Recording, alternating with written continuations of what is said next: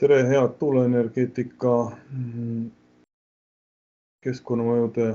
ja elustikumõjude hindamise huvilised. Täna on mul siis võimalus teha salvestatud ülekanne, kus siis natukene jagame valgust ja kogemusi sellest, kuidas läks ja milliseid tulemusi andis siis Esivere tuulepargi linnustiku järelseire peale siis tuulepargi valmimist. 2-aastane seire ja see oli siis võib-olla üks siiamaani Eesti kõige põhjalikumaid järelseired linnustikul.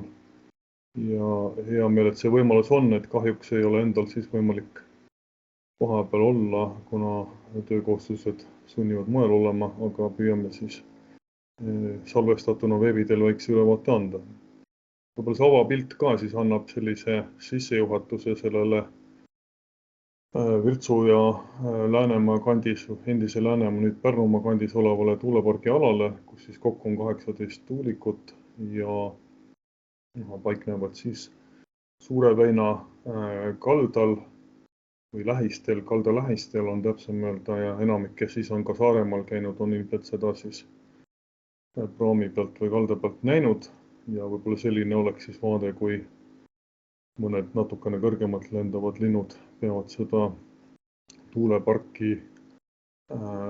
kas läbi või mööda lendama selleks, et jõuda siis mererannikule,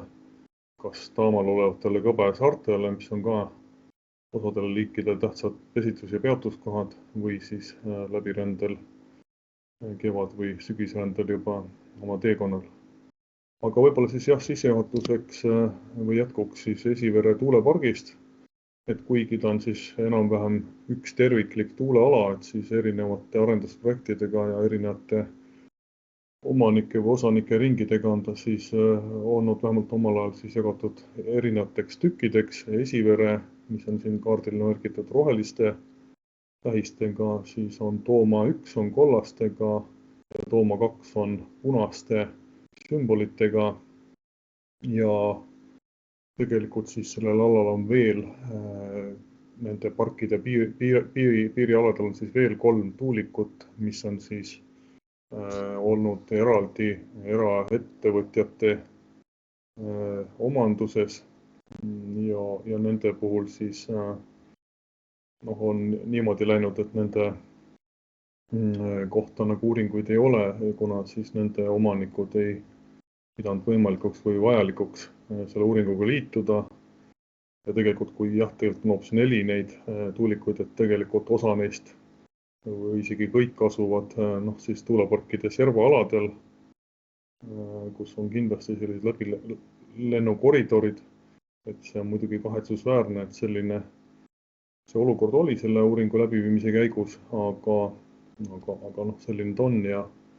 täna need tulemused siis teatud mööndusega räägivad siis nendest aladest, mille kohta uuringud on tellitud ja mille puhul siis see seiretöö ka käis. Aga laiemad radariseireandmed ja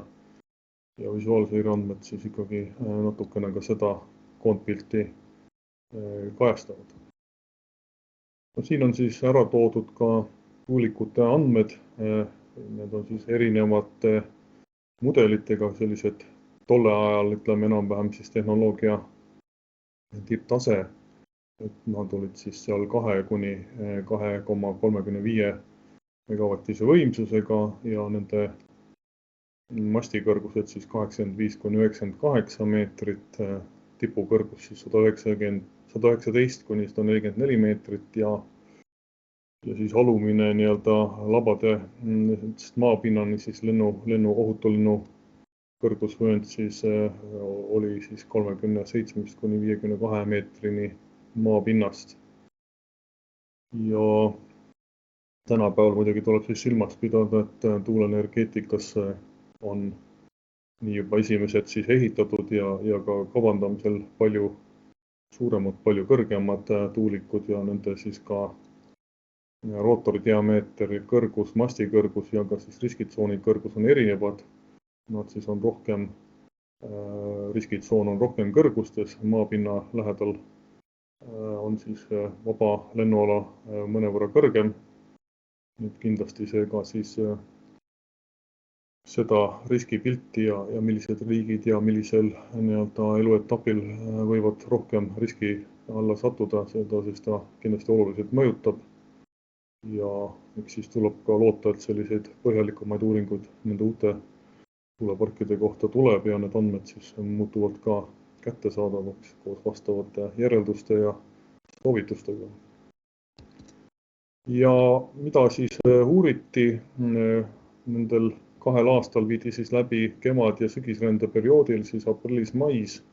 septembris-oktoobris terve rida erinevaid välitöid. Kõigepealt siis koos radariga olid siis ka päevasel ajal või valgel ajal ornitoloogid, kes siis panid radarseire info andmebaasidesse. Samuti siis tehti lennuaktiivsuse seiret radaritega endiga. Samamoodi kasuti siis ka salvestusseadmed mikrofonidega, siis andsid ka infot, mis öörändel toimus, millised liigid rändel vähemalt siis neid rändehäälitsusi tegid. Siis tuulikute alused maapinalad, seal toimus siis hukkunud lindude otsingud ja samamoodi nahkhiirte hukkunud isendite otsingud. Siis kuna teada oli, et see ala oli ja on jätkuvalt siis oluline ka lindudele toitumispeatumispaikadena, siis vaadati selle ala ümbrust ka laiemalt, vaadati neid veekogusid ja mereala, millised linnukogumid seal peatusid, samamoodi siis põllud ja potentsiaalsed ööbimispaigad. Regulaarselt siis külastati neid ja seal siis kaardistati need olulisemad linnukogumid. Ja see oli siis vajalik selleks, et seostada neid lindudega liikumismustreid ja aktiivsust siis erinevate ööpäevaringsete oluliste esinemisalade vahel. Ja lisaks siis nahkhiirte seire puhul oli siis lennuaktiivsuse seire ultraheli salvestajatega, mis ühed neist olid siis osalid paigutatud siis tuulikute kondritesse siis sellele riskitsooni kõrgusele ja lisaks siis tehti ka selliseid maismaad mööda konkreetseid loendustranssekte, kus siis kasutati käsidetektoreid. Aga need nahkhiirte tulemused ei ole siis tänase ettekande osa ja ka järelduseks oli selle töö käigus, et siis nahkhiiri pigem sellel alal liigub vähem ja mõnevõrra siis on arukus tõuseb, lennuaktiivsus tõuseb siis rändeperioodil, aga et see riskitase on pigem tagasihoidlik. Aga vaatame siis, milliseid erinevaid uuringuid tehti ja mis siis seal silma jäi. No radarseire oli siis esimene selline ja siiamaani ilmselt siis kõige põhjalikum radarseire järelseire ajal. Kasutada oli siis Hollandi tootja Robin 3D radar Flex, millel on siis horisontaalne radar, mille siis maksimaalne tööraadius on kuni 10 kilomeetrit suurtel parvedel ja suurtel lindudel, siis kuni siis väiksematel lindudel, keskmise suurusega lindudel võib-olla 3 kilomeetrit ja laululindudel seal kuni 2 kilomeetrit. Ja siis samal ajal koguti andmeid ka kõrgusinfo poole pealt, seda sai siis teha sellise püstasendis keerleva vertikaalradariga, mille siis tööraadius oli väiksem, vertikaalselt siis kuni 2 kilomeetrit kõrgust ja siis selline kuni 2 kilomeetri laiune tööala ja kuni siis 5 kilomeetri kaugusele radarist. Ja siis tehti selliseid 5-päevaseid seiresessioone ja sellega siis kaeti enam-vähem ühtlaselt siis rändeperiood ära ja valgel ajal siis radarseire puhul olid juures ornitoloogid, kes siis neid radari poolt tuvastatud lennuteekondasid siis visuaalselt üle kontrollisid ja panid siis andmebaasi kirja, mis liigid, kui palju neid on, milline on siis nende ka lennukäitumine või mis selle ökoloogiline iseloom on, et selline väga oluline taustainfo siis kanti väliolukorras 3 erinevas vaatluspunktis siis ka andmebaasi ja see aitas siis seda radari poolt automaatselt tallestatud infot oluliselt täiendada. Radar ise saab küll suure hulga parameetreid mõõta, aga ta siis ei suuda päris liigini ja päris ka täpseid arve tuvastada. Ja pimedal ajal siis töötas radar nii-öelda automaatrežiimis, et seal siis oli võimalik üldist lennuaktiivsust näha ja radari puhul siis radari poolt kogutud tagasipeegelduva signaali tugevuse järgi ja lennukiiruse järgi siis on võimalik klassifitseerida linde erinevatesse rühmades, alates siis suurtest parvedest, suured linnud, keskmised linnud ja siis väiksemad linnud. Ja see annab ikkagi siis sellist sisendit, et mis laadi liigirühmadest me ka pimedal ajal siis rääkida saame. Ja nagu siin joonisel või sellel pildil siis ka parempoolsel alumisel pildil näha on, et siis ka lindude puhul siis vertikaalradariga on võimalik siis näha ka selliseid vertikaalseid kõrguse liikumisi ja kõrguse kogumisi, et tüüpilised ongi siis röövlinnud ja kotkad, kui nad tiirutavad kusagil, et siis ta ei liigu mitte ainult siis nii-öelda kindlal kõrgusvahemikul, vaid tihti nad siis koguvad tõusvates õhuoludes tiirutades kõrgust ja sellega siis nende lennukõrgus ka võib oluliselt muutuda. Siin pildil on siis üks merikotka kõrguse kogumine siis tuulepargi alal ja siit on ka näha siis, et ta on juba jõudnud 500 meetri kõrgusele ja juba see algkõrgus oli siis kõrgemal kui tuulepargi tipukõrgused. Aga jah, selline oluline info, et tegelikult siis jah, lindudele on väga tavaline, et nende liikumine kolmedimensionaalses ruumis on muutlik, nii sellised rahulikud tiirutamised kui ka järsemad lennusuuna ja kõrguse muutused. Ja tegelikult siis kõige paremat sellist ja eriti ka, mis puudutab tuuleparkidega seotud 3D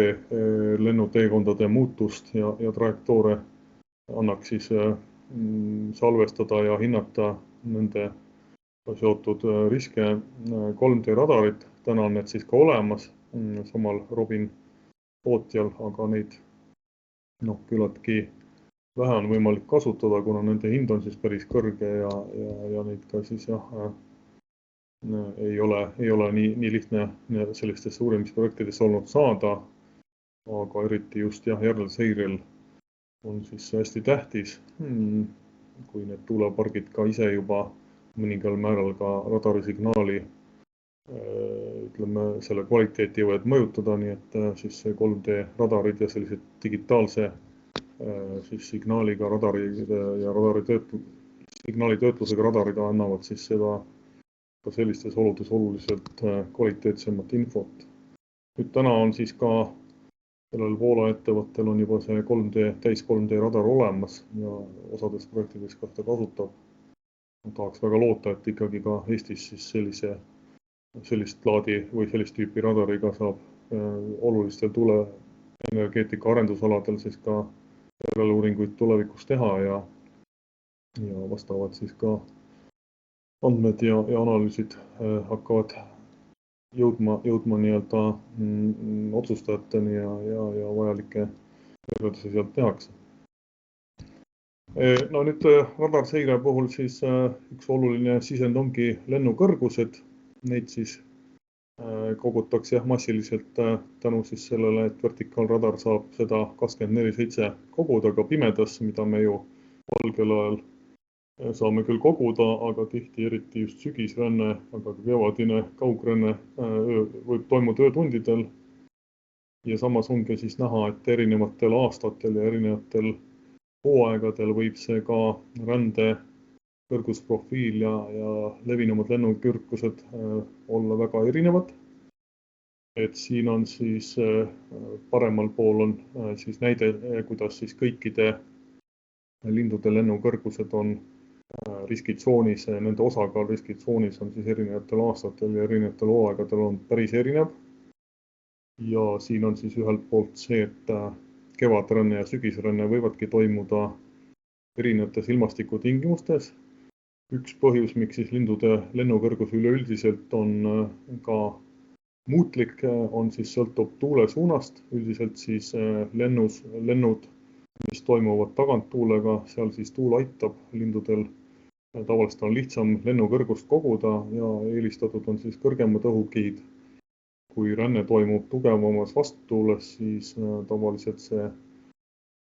vastutuult lendamine tähendab ka siis seda, et lennukõrgus on pigem madalam ja siin nüüd võib ka see mõjutegur olla. Teine asi, ka see meie geograafiline nii-öelda iseloom, et kui me mõtleme kevadrändele ja Eesti tuulte nii-öelda keskmisele suunaprofiilile, et siis kevadrände puhul domineerivad edalakaarte tuuled ja läänetuuled ja rännatakse kirdesse, siis on valdavalt taganttuul, mis soodustab siis kõrgemat lennukõrgust ja samas siis sügisrändel pigem rännatakse domineerivate edelatuulte suhtes vastu tuult ja see tähendab, et siis ka keskmine rändekõrgus on pigem madalam. Ja nüüd muidugi viimastel aastatel on ka siis ju kevadistel kuudel, eriti mais, aprillis on hakanud rohkem valdama põhja- ja kirdekaarte tuuled erinevalt tavalistest varasematest aastatest, mis ilmselt ka tähendab, et see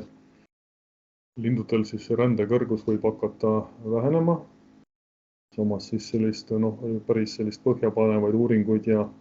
analüüsi siiamaani tehtud ei ole, et see on pigem minu oletus ja samas siis ka see muutuv temperatuuri ja tuulteolud, kõik see tähendab ka seda, et ka lindude ränded muutuvad ajas varasemaks tõenäoliselt ja ka siis need rände tingimused muutuvad. Ja siin ongi siis ka näha sellisel vasakul joonisel, kuidas siis näiteks lauk- ja rabanedel kevadrändel või kevadised lennukõrgused versus sügisesed lennukõrgused, mis on siis parempoolsel graafikul, võivad olla väga erineva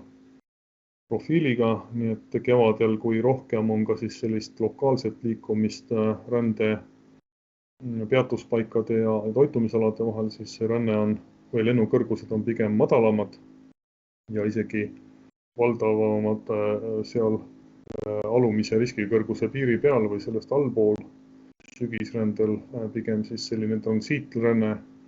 seal on siis nagu see jaotus küll ühtlasem, aga samas ka siis riskikõrgustel on päris tuntav osa lendudest aset leida. Ja siis oluline on ka aru saada, et pimedas lennukõrgused on ka väga tähtis aspekt ja linnud ei näe tuulikuid ja vaatlejad ei näe linde pimedal ajal, aga õnneks on siis olemas radar, millega siis lennukõrguseid saab hinnata ja üldiselt siis ka tavaliselt lindudel üldse lennukõrgus pimedas on pigem mõnevõrra kõrgem kui päevasel ajal, sest seal on ka üks asi siis see, et nad pigem ka juba evolutsiooniliselt pigem soovivad vältida riske, et nad mõne enda jaoks ka nähtamatu takistusega või ootamatu takistusega kokku põrkavad. Teiseks siis ka mõõdukatel ja suurematel kõrgustel on ka rände käitumine, rändele minek nõrkades taganttuultes eriti on siis oluliselt energeetiliselt sobivam. Aga jah, et see on oluline siis arvesse võtta, et see pime aeg on oluline ja ohtlik aeg lindudele ja kui ka tuulikud tulevikus lähevad kõrgemaks või juba on täna kõrgemaks minemas, siis see tähendab seda, et võib-olla päevasel ajal madalamalt lendavatel lindudel riskid vähenevad, teisest küljest siis kõrgemal ja eriti just öösel lendavatele liikidele need riski määrad võivad siis pigem kasvada. Ja siin on siis ka oluline see, et mida ka eks visuaalvaatlused seda ka kinnitavad, aga ikkagi rände puhul siis on oluline aru saada, et siin tüüpilised öörändegraafikud ülemisel joonisel näitavadki seda, et sellised rändelained, eriti kui on tegemist siis kaugrändurite ja ööränduritega, võivadki toimuda selliste lühikeste, aga väga intensiivsete lainetena. Tavaliselt siis aprilli lõpp, mai algus ongi see aeg, kui kaugemad öörändurid suuremate lainetena läbi tulevad ja siis sellistel öödel võib väga suur hulk sellisest kogu rändest aset leida. Aga siis natukene veel sellest lindude lennuteekondade radartuvastamisest. Et selgelt üks selle uuringu tellimise mõte oligi see, et aru saada, kuidas siis sellisel juba teadaolevalt Suure väina ja lääneranniku piirkonnas väga olulise lindude rändeteede ja rändel koondumisalade puhul siis rände käitumine toimub ja kuidas ta ruumiliselt siis suhtestub ka tuuleparkide või olemasolevate siis tuulikutega. Ja võib siis nagu üldistada nii palju, et siin on siis ka näha erinevad merelinnud, kuidas siis nende radari poolt tuvastatud lennuteekonnad on kulgenud. Et siin siis on paremal siis on vaerad näha, kes on siis teadagi Suurt väina väga tiheda pudeliaegala alana läbivad. Ja üllatav on siis see, et vaeraste puhul on pigem koondumine olnud isegi lahe keskel ja vähem on maismaad ületatud. Ja mõnevõrra siis üllatuslikult on siis vasakul kaardil olevad kaurid, on siis vähemalt nendel aastatel ja selle radarseire järgi on isegi rohkem nagu koondunud ranniku lähedale oma rändel. Ja veel huvitavam, et siis osa on neist startinud juba siis Liivi lahe põhjaosast ja nad siis ületavad seda Virtsu-Puhtu poolsaart ja neid lahtesid. Osa neist siis on sealt üle maismaa kitsust ületades liiguvad ülejäänud kauridega Suure väina rannikut mööda edasi ja osad siis huvitaval kombel lendavad siis põhja-kirde suunas. Neid ei ole küll nüüd arvuliselt väga palju, hoiduvad siis tuulepargist ja ilmselt siis nende suund on juba Matsalu laht, et sellel lennukõrgusel nad ilmselt siis juba näevad Matsalu lahte ja suunduvad siis sinnapoole, et selline huvitav lahknemine. Aga üldiselt võib öelda et siis merelindudele see tuulepark, kuna nende lennukoridorid on just väga tihedalt seotud eelkõige siis Suure väinaga ja Suurest väinast siis edasiliikumisega, siis seal väga suurt kattuvust ei ole. Ja kui me nüüd võtame järgmise rühma, siis hanedega on olukord juba oluliselt teine. Et hanede puhul nendel on siis, kuna nad ka ei ole nii veega seotud, nad on küll veelinnud, aga nad ka palju aega veedavad maismaal ja võivad ka rahulikult maismaal maanduda ka kui vaja on või kui neil toitumiseks on vaja peatuda. Ja seal siis hanede puhul on näha, et see ränne ikkagi tuuleparki läbib. Osad linnud siis ka või osad haneparved ka natukene siis püüavad leida tuulepargi sees nendest tuulikute gruppide vahelt läbijäänu kohti ja osad siis ületavad seda ala ka rohkem kas siis põhja poolt või lõuna poolt mööda. Kevadrändel ja sügisrändel on siis võib öelda, et suurem selline rändekoridor möödub siis põhja poolt tuuleparki, eks nad tulevad ka siis sealt üle võib-olla Matsalu lahe, võib-olla ka üle Soome lahe, üle Peipsi, et selline rändesuund ja ikkagi siis teatud kattuvus on, samas ka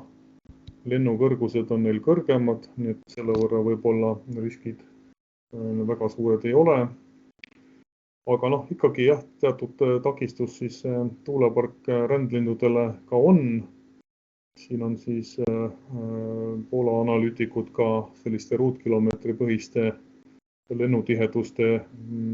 koondumisalade kaupa ja erinevate liigirühmade ja erinevate 2019. aasta hooaegade kaupa siis seda koondumist analüüsinud, et siis ongi näha, et võib-olla keskmise suurusega lindudel on siis see ala möödumine kevadrändel pigem siis edela suunalt ja sügisel pigem siis ka edela piirkonnast. Nüüd keskmise suurusega linnud, kes siis on ka enamasti kajakad, kahlajad, ka tuvid, et pigem on hea manööverdusvõimega ja pigem siis tuuleparki nii väga ei väldi. Kevadrändel, sügisrändel siis mõnevõrra ja liiguvad siis pigem altpoolt.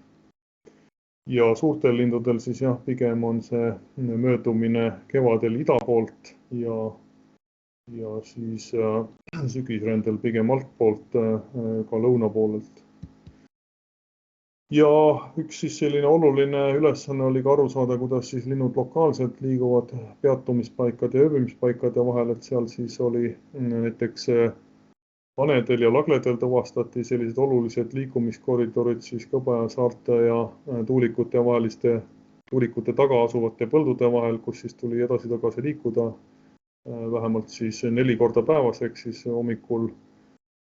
põldu, siis põllust jälle tagasi puhkama ja õhtul sama, nii et noh, ikkagi haned ikkagi peavad seda ala siis läbima kohati 4 korda päeva jooksul. Samamoodi siis kajakad liiguvad edasi-tagasi oma kõbajate saartelt nii pesitsusaladelt kui peatuspaikadest põldudele toituma, eriti just kalakajakas, aga ka naerukajakas, hõbekajakas pigem vähem. Samamoodi siis või ütleme, erinev oli siis sookure käitumise muster. Võib öelda, et siis kuigi sookurg on selline väga tundlik tuuleparkides hukkumise riskidele, et siis õnneks need sookurgede põhilised toitumise ööbimisalad olid siis niimoodi paiknevad, ühed Virtsu ümber ja teised siis Saastna kandis, et otse sellist tuuleparkidest regulaarselt läbilendamist neil vaja teha ei olnud ja selle tõttu siis need konkreetne Esivere tuulepark siis ütleme ööbimiskogumites, toitumis- ja rändepeatustel olevatele sookurgedel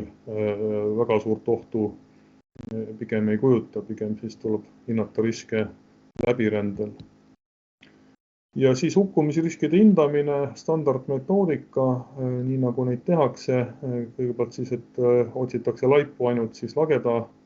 tuulepargi alustel aladel, kuhu siis vaatleja tähelepanelik pilk on võimeline laipu otsima ja pärast siis kohendatakse need andmed vastava koefitsiendiga, hinnatakse siis nii otsija efektiivsust kui ka röövloomade ja lindude poolt siis hukkunute äratassimise tõenäosust ja pärast siis ka kogu pindala suhet siis uuritud ala pindalaga ja antakse siis ka hukkumiste olulisuse määr. Ja oluline on siis ka aru saada, et tuulikute puhul siis lindude hukkumine ei pruugi või lindude kahjulik mõju ei pruugi piirduda siis ainult tuuliku turbiini labadesse lendamisega ja seal kokkupõrgetega, vaid siin on siis ka üks näide, kus õnnestus mul endal leida üks hukkunud tedrekana jäänused siis tuuliku lähedalt maast ja kuna tedred väga kõrgelt ei lenda, siis pigem tuleb arvata, et põrkus vastu tuuliku turbiini või tähendab siis mitte turbiini, vaid tuuliku masti ja selliseid hukkumisi on siis ka leitud Skandinaavias